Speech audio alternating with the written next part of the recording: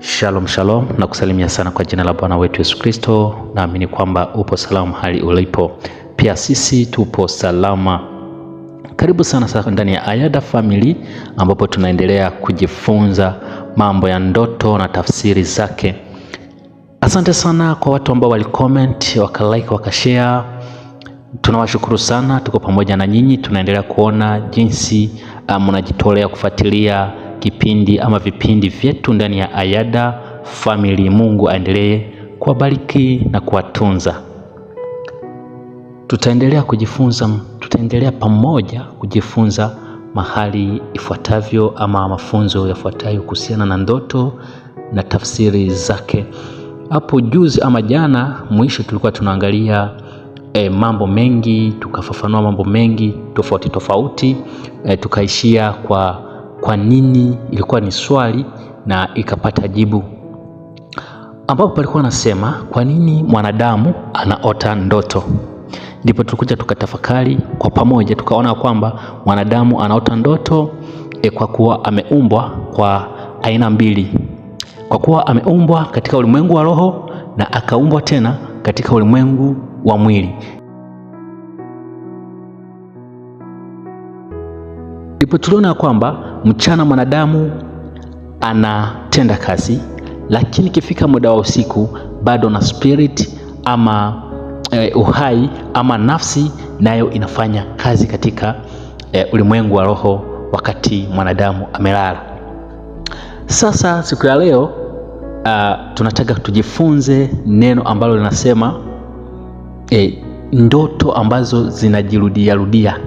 Kwa nini mwanadamu anaota na mara nyingine anaota ndoto ambazo zinaenda zikijirudia. Unaweza kulala leo ama kesho, mwezi kiisha ama miezi miwili, unakuja kujikuta tena zile ndoto ambazo uliota mwaka jana ama mwezi jana zinajirudia tena leo. Ni kwa nini tunaota ndoto ambazo zinajirudia? Usitoke sana kwenye channel yetu ya Ayada Family ili tuendelee kujifunza pamoja na kutafakari pamoja. Wakati wowote ambapo mwanadamu anaota ndoto ambazo zinaenda zikijirudia kwa maisha ya ulimwengu wa kiroho, kuna mambo kadha wa kadha nitaenda nikigusia. Inafaa muhusika wa ndoto ajichunguze zaidi. Ndoto hizo ambazo zinajirudia huwa zinaleta message fulani kwa ajili ya maisha yako. Ukiota ndoto ambayo inajirudia, aidha mfano mfupi tu, ukiona siku zote kwenye ndoto yako unarudi nyumbani ama unaenda shule ama wewe na kukimbizwa na mahali ambapo unakimbilia hupajui, unakuja kujikuta ndoto hizo kila siku ama kwa muda mwingi sana ambao unaota ndoto, huwa unaota ndoto za aina hiyo. Huwa sababu tulisema mtu aliumbwa katika ulimwengu wa mwili na ulimwengu wa kawaida, ama ulimwengu wa mwili kawaida, alafu na akaumbwa katika ulimwengu wa kiroho. Sasa ndoto hizi ambazo zinajirudia katika ulimwengu wa roho, tulisema kwamba ukiota ndoto katika ulimwengu wa roho, wa mara mingi kuna wale ambao wanaishi maisha ambayo huwa wanaota katika maisha ya kawaida. Yale ambayo unaota katika ndoto unakuja kujikuta ndio maisha yako ambayo unaota katika hali ya kawaida. Sasa kwa hiyo ndipo tulisema ambapo tunakuja kujifunza mimi na wewe muda wa leo ama saa hizi, tukasema kwamba ndoto ambazo zinajirudia, ukiota ndoto za aina hiyo, kaa utafakari katika maisha yako binafsi, sababu hiyo inakuwa ni message direct ambayo imekuja kufanya nini? Kukueleza. Mungu huwa anaongea na watu kupitia ndoto. Amen. Mungu huwa anaongea na watu kupitia ndoto, sababu tuna mifano ya kuigwa katika Biblia.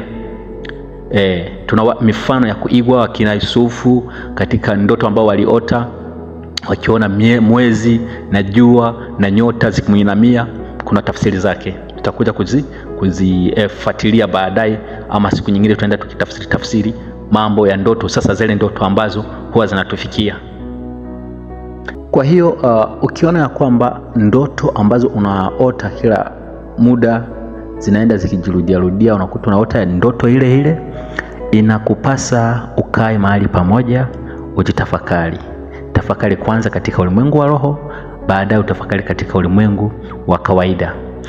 Unajitafakari sasa, ukifikiria ndoto hii inahitaji mimi mwenyewe nijitafakari ama nijichunguze, ama ndoto hii inanipeleka kwenye maombi ili niombe zaidi, ama ni misongamano ya mawazo ambayo ninayo ndio sababu ninaota ndoto hii. Inawezekana ikawa Mungu anahitaji kukuonya ama kukuibia siri fulani akaipitisha kwenye ndoto. Siri ya maisha yako, siri ya jinsi utatembea katika duniani ama katika ulimwengu huu, ama Mungu anataka kukuonya kitu fulani.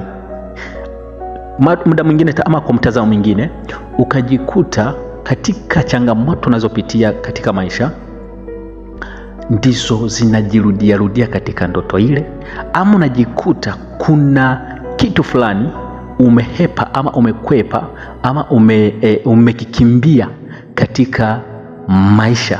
Ndio maana ndoto huwa zinapenda kujirudia. Mnielewe vizuri, ndio maana ndoto huwa zinapenda kujirudia. Kuna either Mungu anapenda kukupea message Mungu ama kuna changamoto unazopitia zinakusababishia misongamano ya mawazo, ukakuwa sasa unarudia zile ndoto. Kwa hiyo ukipatana na ndoto za namna hiyo, usikimbie ndoto ama usiogope. Tafakari, fikiria, vumilia, alafu kitu ambacho kitaendelea, omba Mungu, muulize Mungu kile kitu ambacho kinafaa ufanye baada ya kuota ndoto ambazo zinajirudia. Kesho ndipo tutajifunza umuhimu wa kuota. Kwa nini pawe umuhimu wa kuota ndoto. Usichoke na usichoke kufuatilia vipindi ndani ya Ayada, tujue kwa nini, ni umuhimu gani, inabeba uzito upi ndani ya kuota ndoto. Haleluya! Ndoto zako zinahitaji zitafsiriwe, lakini tunafaa kujua umuhimu wa kuota. Hatujaletewa ndoto kwa bahati mbaya. Hapana, haujaletewa ndoto kwa bahati mbaya. Umeletewa ndoto ambazo zinajirudia kwa muhimu fulani, kwa lengo fulani, kwa message fulani, ili ujifunze, ili tujifunze na wewe ujifunze. Kwa hiyo usitoke hapa. Jua kwanza umuhimu wa kuota ndoto. Je, ziwe nzuri ama ziwe mbaya, kuna umuhimu gani kwa kuota ndoto? Na ni tatizo gani ya ule mtu ambaye haoti ndoto? Hiyo vitu tutaenda tukigusia. Kuna umuhimu wa kuota ndoto na kuna madhara. Yes, kuna madhara kwa wale watu ambao hawaotaji. Kwa nini mtu haoti? Na wakati mtu aliumbwa katika ulimwengu wa kiroho na akaumbwa katika ulimwengu wa kawaida. Ndipo Mungu, acha niwaambie, Mungu wakati Mungu alimuumba mwanadamu alikuwa katika ulimwengu wa kawaida. Alimuumba katika ulimwengu wa kawaida, hakumuumba katika spiritual, hakumuumba katika ulimwengu wa roho. Hapana, alimuumba kwanza katika ulimwengu wa kawaida. Alichukua udongo, akaufinyanga, akamtengeneza gisi ulivyo, gisi unajiona.